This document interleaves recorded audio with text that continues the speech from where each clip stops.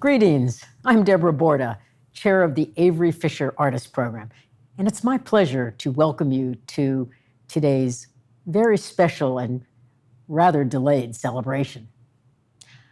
Late last fall, the executive committee of the Avery Fisher Artist Program met to discuss the granting of the Avery Fisher Prize, a prize which is often called the Pulitzer of the classical music world.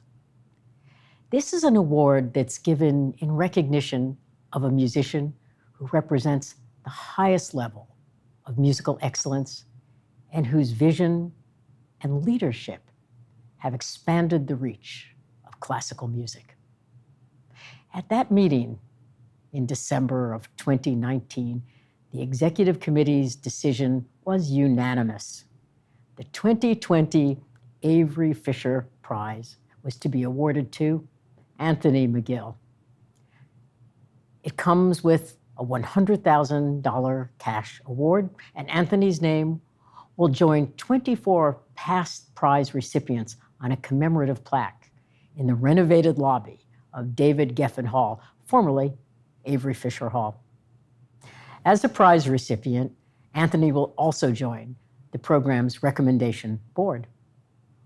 Our plan was to announce this in April and to have a celebration ceremony on the Lincoln Center campus in June. And then the world stopped as COVID happened and everything went on pause. So it's really wonderful to be here with all of you today to finally celebrate this special, special occasion. And now I'd like to welcome my friend and my colleague, the president and CEO of Lincoln Center for the Performing Arts and a member of the Avery Fisher Artist Program's Executive Committee, Henry Timms. Thank you, Deborah, as always, for your friendship and collegiality. And what an honor it is to be here at my first Avery Fisher Artist Program. You know, we are, all of us at Lincoln Center are just so grateful for Avery Fisher's vision and support. And today, as we announce this prize, we can't think of a better recipient than Anthony McGill. You know, when we selected him, it was, of course, for his extraordinary skills, but what has been so powerful in recent months as we've responded to the challenges of the moment is the way in which Anthony has combined his work as an artist and as an activist. And in the work he has done, particularly around Black Lives Matter, he has spoken for so many here on campus and reminded us all that as much as we might want to speak for the arts, they always best speak for themselves. So our many congratulations to Anthony. He is the pride of campus. Thank you, Henry. Anthony, the next speaker, was supposed to be an in-person surprise. But just the same, we're delighted he can join us virtually from Amsterdam. It's now my pleasure to introduce the music director of the New York Philharmonic, Jaap van Zweden. Dear Anthony, I, everyone, and the New York Philharmonic are congratulating you for this enormous achievement to get the Avery Fisher Prize. We are so proud of you. It is so well deserved. What a great musician you are. I cannot wait to see you in person, to give you a huge big hug. And I hope that we see each other very soon. Enjoy this incredible achievement. Thank you, Jaap. I'd now like to take a moment to revisit something that happened on May 25th, 2020. Our nation witnessed an act of brutality that resulted in the tragic and unnecessary death of George Floyd. This violent act exposed once and for all the complacency with which violence and injustice against individuals of color have been tolerated in our nation. On May 29th, Anthony McGill, principal clarinet of the New York Philharmonic, posted a statement and video in response to the ongoing violence committed against communities of color. Anthony's call, Take Two Knees, has been viewed by more than 250,000 people.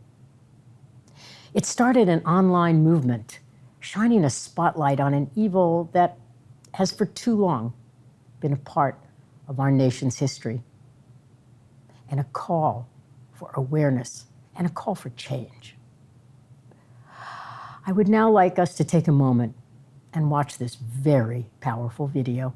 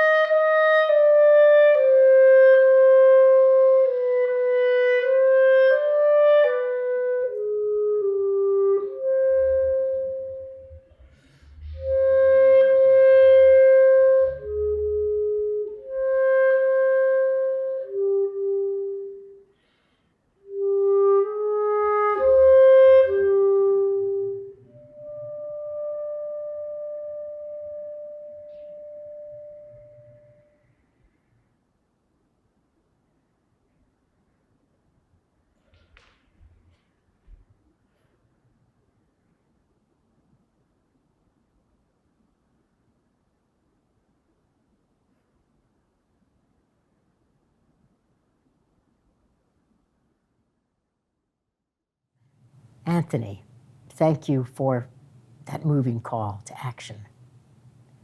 I think I can speak for all of us when I say we stand and kneel with you. I'd now like to welcome two very special people coming to us virtually from McKinney, Texas, Anthony's parents, Ira Carroll and Damare McGill. Ira Carroll and Damare, welcome. Ira Carroll, could you tell us a little bit about your background and connection to the world of the arts? Yes, definitely. I was born in Chicago. I'm the oldest of 6 children. And very early on in my life, when I was young, I was always drawing. And that was just a part of the arts. I just loved to sing, and television influenced me a lot. And I remember I had a cousin who saw my work, my visual art, and I got the opportunity when I was during the summer when I was young to go to the Art Institute to further my interest in the art, in that visual art. But I always had a love for music and a love for dance. And I remember when I got to high school, I joined the chorus. And my mother was influential in introducing us to a large variety of music. And I used to pretend like I was an opera singer. Mm-hmm. And then there was the dance.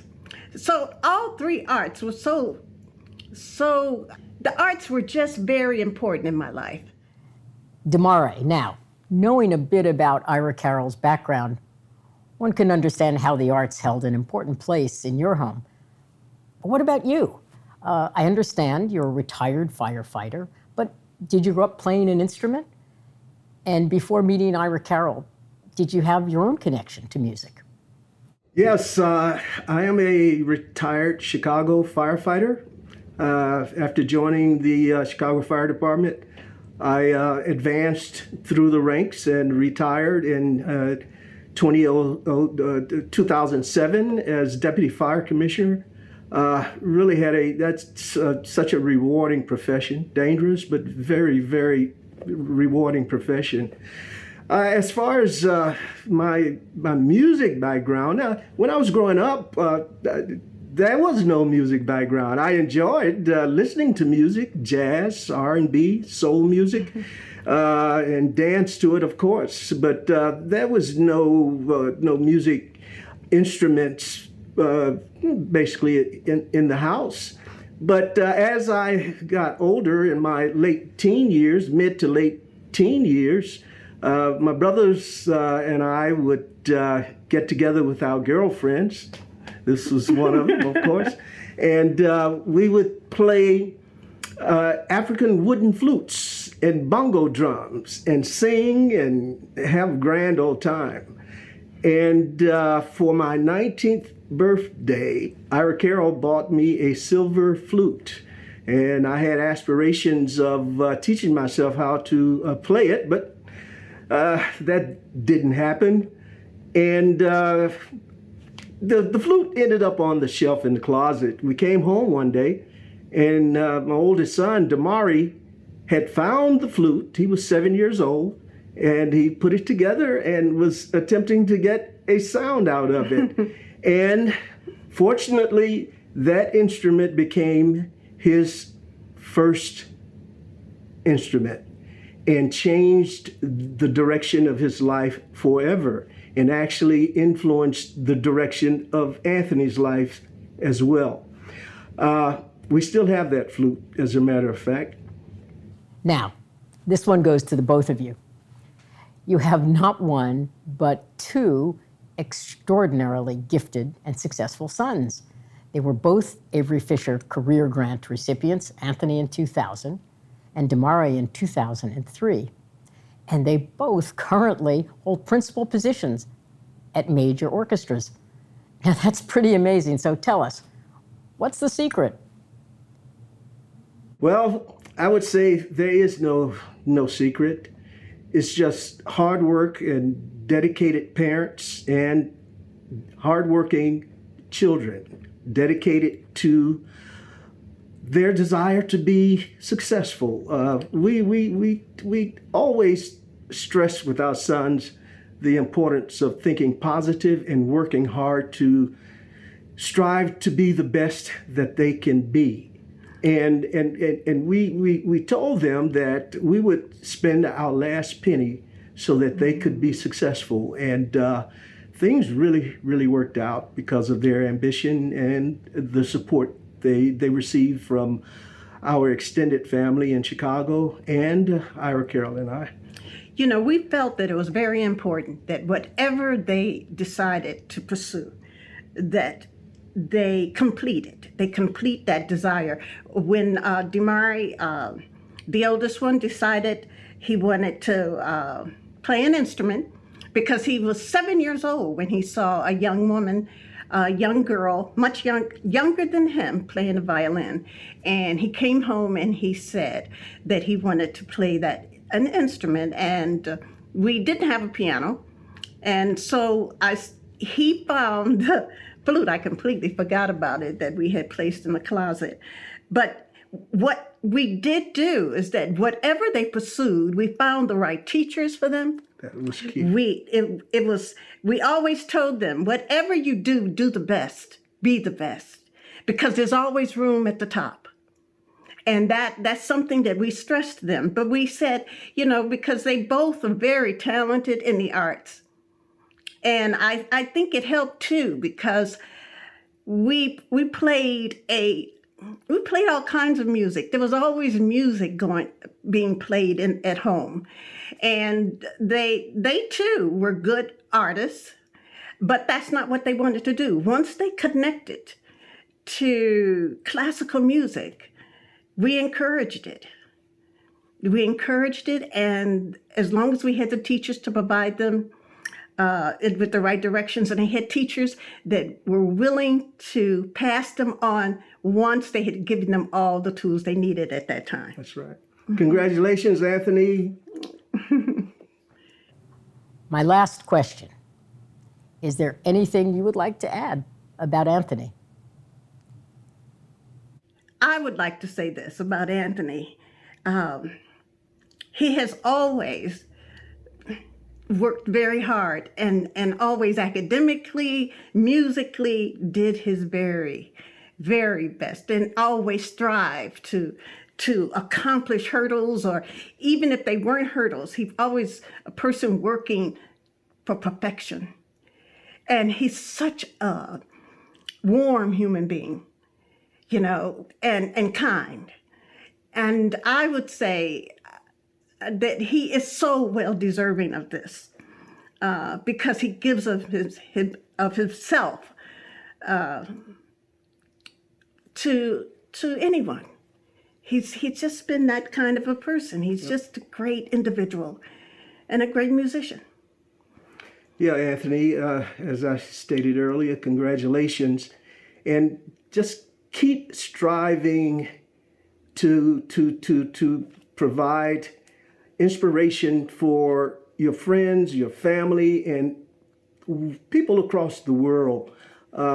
Keep doing what you're doing, and we all appreciate it, man. We all appreciate it, and congratulations. Congratulations. We love you. Yes, we do. We really love you. Ira, Carol, and Damare, thank you for being a part of this celebration and for bringing us closer into your beautiful family. Family is really important, and I know especially how important it is for Anthony. Speaking of family, we've prepared a brief visual tribute, a short trip back in time. So please enjoy Anthony McGill, Setting the Tone.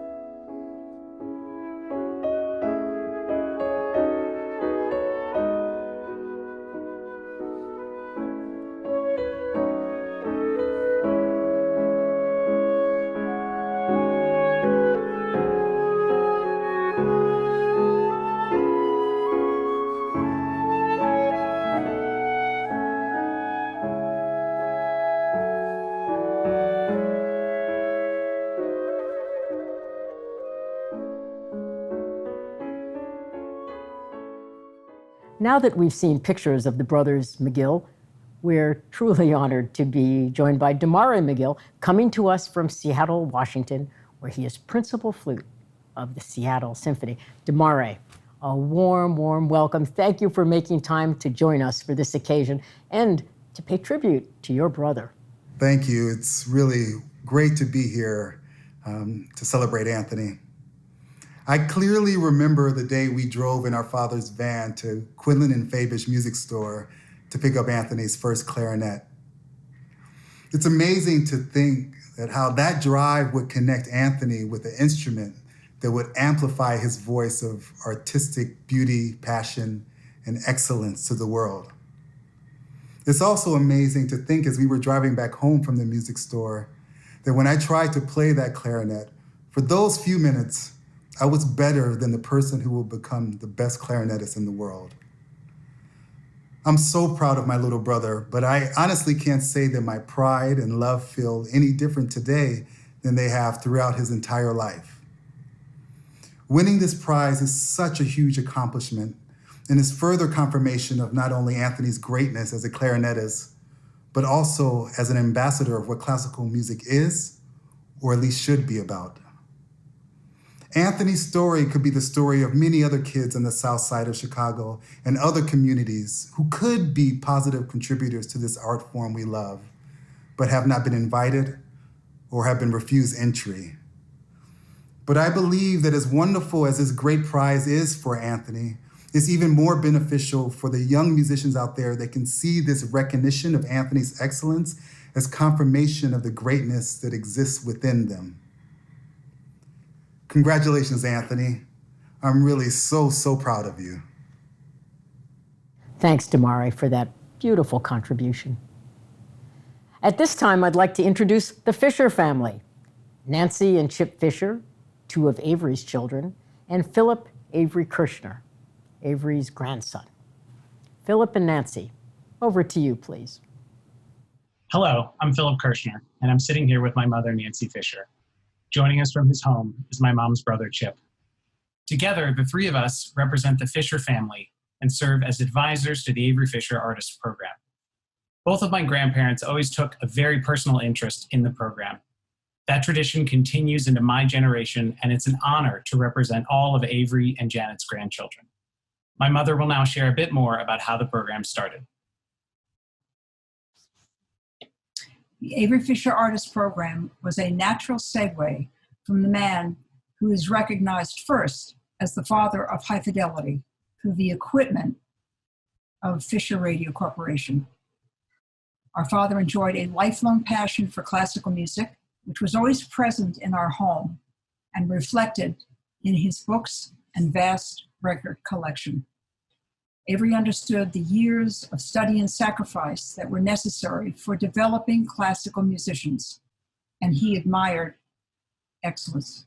When our father established the Avery Fisher Artist Program later in life, it was extremely important to him that musicians be recognized for their contributions to the world of classical music and to humanity.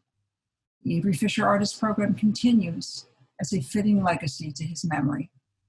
Chip, over to you. Thank you, Nancy. Since the program was established 46 years ago in 1974, there have been only 24 recipients of the Avery Fisher Prize. This award is given rarely and very selectively. It recognizes an artist not only for musical excellence, but also for a legacy that will have a lasting influence on the field of classical music. On behalf of the entire Fisher family, including our sister Barbara Snow, we are honored to congratulate the recipient of the 2020 Avery Fisher Prize, clarinetist Anthony McGill. Thank you, Nancy, Chip, and Philip. And now, Anthony McGill, the last word is yours. Hi, everyone. Thanks so much for tonight. This is a really special day for me.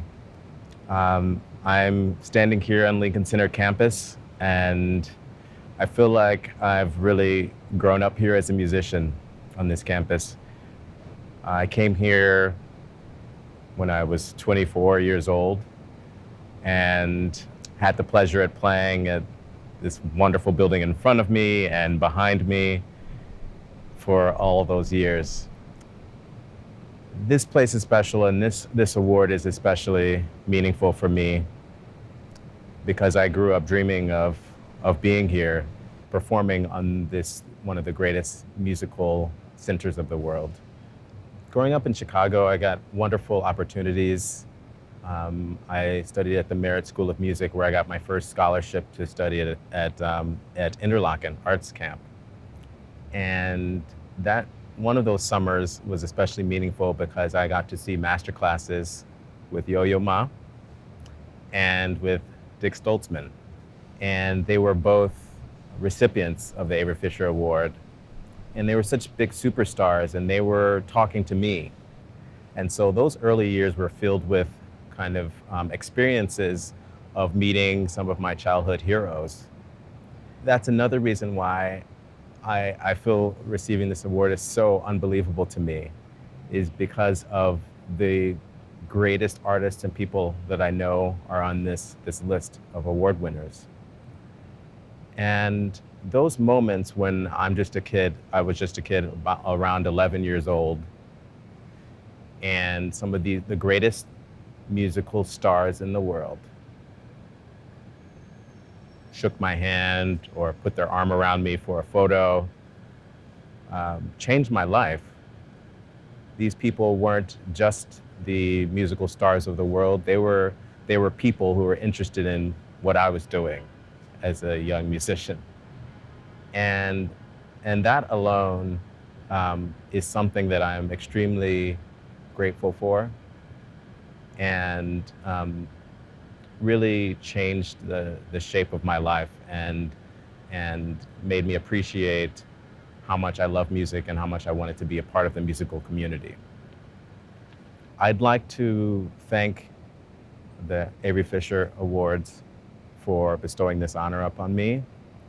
And I'd like to especially thank my family, my parents, Damari and Ira, and my brother Damari, without whom I wouldn't be standing here. All of my dreams have come true because I have had the support of amazingly beautiful, supportive, positive people in my life. And I just want to make sure I let everyone know that all of these gifts are because of them. I'd like to thank you all for spending this time with us this evening, and I wish you all the very best.